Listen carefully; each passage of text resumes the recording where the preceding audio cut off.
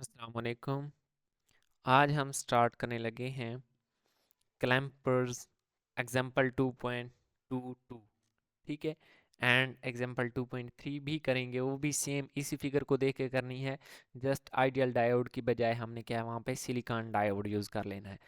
अब जहाँ पे भी हमारे पास क्लैम्पर होगा, क्लैम्पर में हमारे पास क्या है, क्लैम्पर सर्किट में कैपेसिटर ऐड हो जाता है, ठीक है।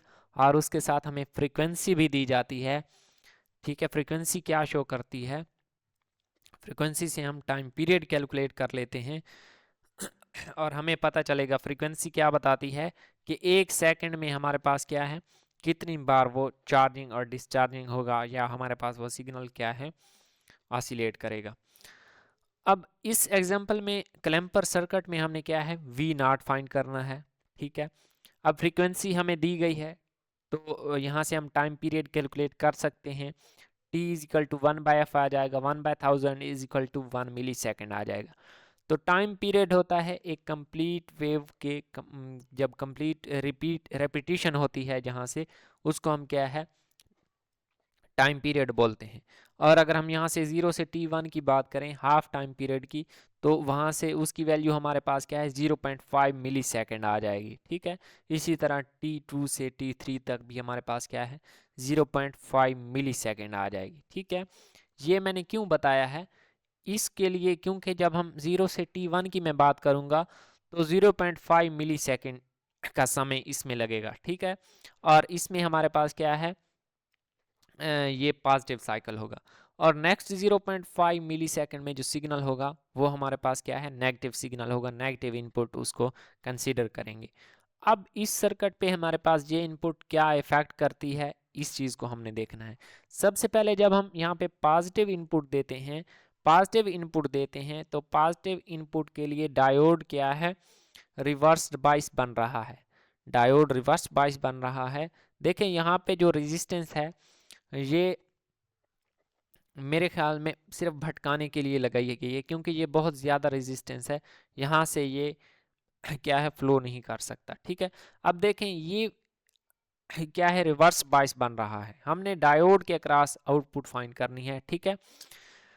ये रिवर्स बाइस बन रहा है, कोई करंट फ्लो नहीं करेगा। अगर कोई करंट फ्लो नहीं करेगा तो ये कैपेसिटर चार्ज नहीं होगा, ठीक है। ये कैपेसिटर चार्ज नहीं होगा, तो अब हमें क्या पता चला कि जो वी नॉट होगी वो हमारे पास क्या है ज़ीरो होगी।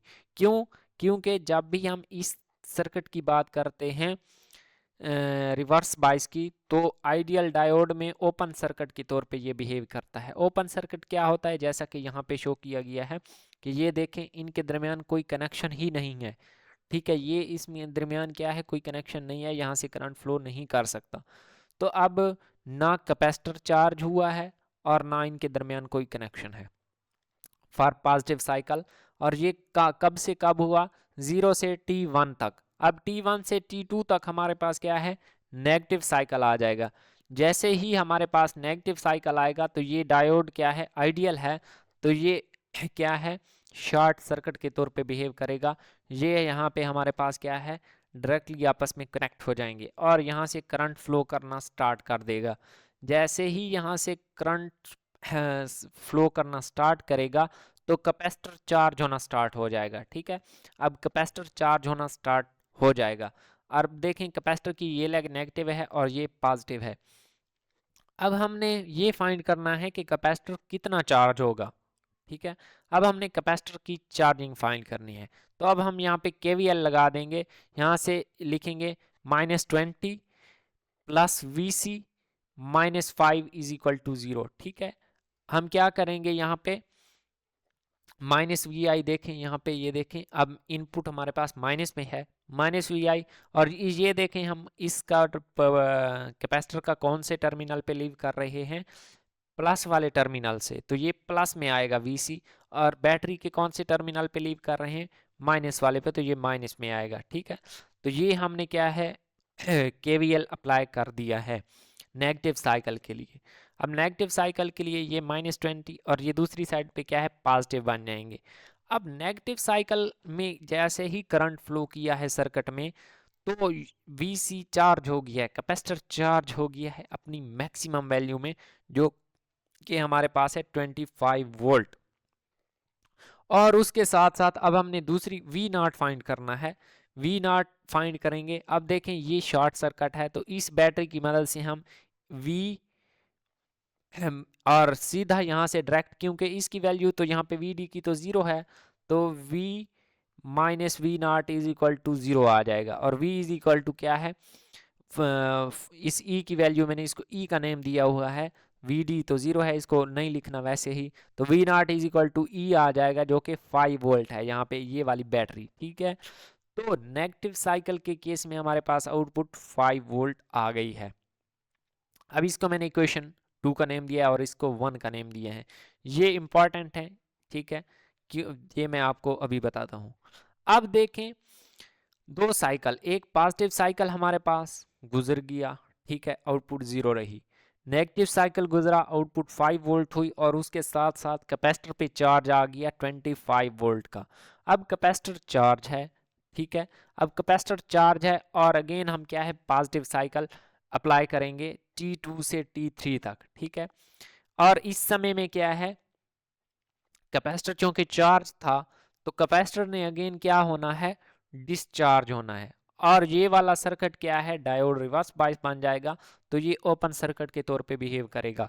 अब हमने इसकी वी नॉट फाइंड करनी है, क्योंकि ये डिस्चार्ज हो रहा है, तो अब हमारे पास क्या है, सर्किट में हम केवीएल से यहाँ पे वी नॉट की वैल्यू फाइंड कर सकते हैं। तो अब केवीएल यहाँ से वी आई की वैल्यू है प्लस में आएगी, ठीक है, प्लस वी सी, क्योंकि इसकी प्लस वाली लेग पे लीव कर रहे हैं, minus V naught is equal to 0। अब यहाँ से V naught is equal to V I हमारे पास कितना है 10 वोल्ट है, और वी सी वो हमने क्या है, हमें पता है कि कैपेसिटर पे कितना चार्ज स्टोर है 25, तो ये बनेगा 35 वोल्ट। तो आउटपुट क्या है 35 वोल्ट आ जाएगी। ये क्या है पॉजिटिव साइकिल के लिए, कौन से पॉजिटिव साइकिल के लिए, T2 से T3 तक। अब अगेन हम क्या है पॉजिटिव साइकिल जैसे ही गुजरा 0.5 मिली सेकेंड, बहुत छोटा टाइम है, ठीक है, तो कैपेसिटर डिस्चार्ज हो जाएगा। अब कैपेसिटर डिस्चार्ज हुआ है, तो अब नेक्स्ट हमने क्या है, कौन सा साइकिल आना है, नेगेटिव साइकिल आना है। नेगेटिव साइकिल में हमारे पास नेक्स्ट नेगेटिव साइकिल के लिए क्या होगा, इस वाले में अगेन हमारे पास क्या है, डायोड फॉरवर्ड बायस बनेगा और कैपेसिटर चार्ज होना स्टार्ट हो जाएगा। कहाँ तक चार्ज होगा, अगेन उसी 25 वोल्ट तक चार्ज होगा। अब कैपेसिटर चार्ज है, नेक्स्ट पॉजिटिव साइकिल आएगा, सेम यही प्रोसेस होगा, ठीक है, सेम यही प्रोसेस होगा, और वी नॉट हमारे पास 35 वोल्ट आ जाएगा। अब इसको हमने क्या है फाइनल आउटपुट इसकी शो करनी है।